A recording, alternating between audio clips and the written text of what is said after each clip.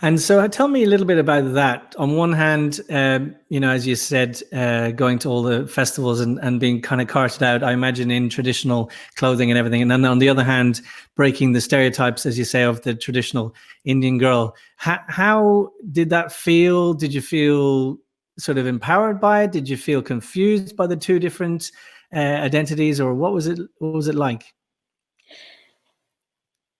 If I'm being completely honest, it was very confusing. It was it's a hard thing knowing that you feeling like you are different, but you're not at an age yet to realize that that difference is unique to you and that everybody is different.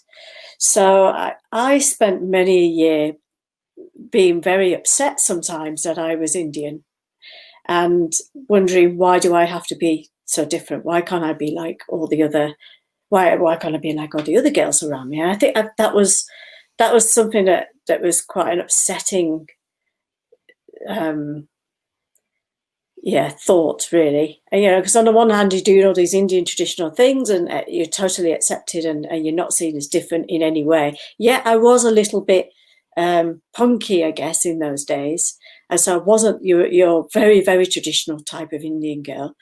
But then on the other hand, in, I guess, the Western world, I was really interested in really Western aspects of society. So it was very confusing, actually. And it was only until I got, I guess, much, we're talking 15, 16, 17, really, where I started to see that actually being Indian is really great. It's amazing. You've got all of this, you've got everything, you've got so many things at your fingertips, and actually having two cultures in one is absolutely brilliant. And that's, but it took me a long time to get to that point.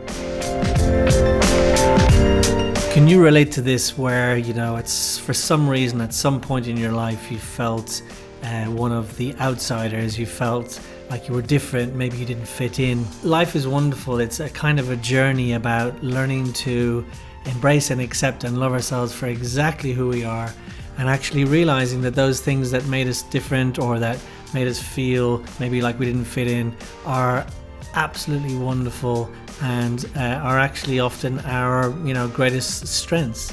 So tune in for the whole interview with Sima. It's really, really interesting. It's a sort of a cultural cross-section of her life growing up in Blackburn, being one of the only young Indian kids around at the time, and finding her place and finding herself and her voice within all of that, and all the adventures that she goes on to do afterwards. You can tune into the whole podcast on Apple Podcasts and on Spotify.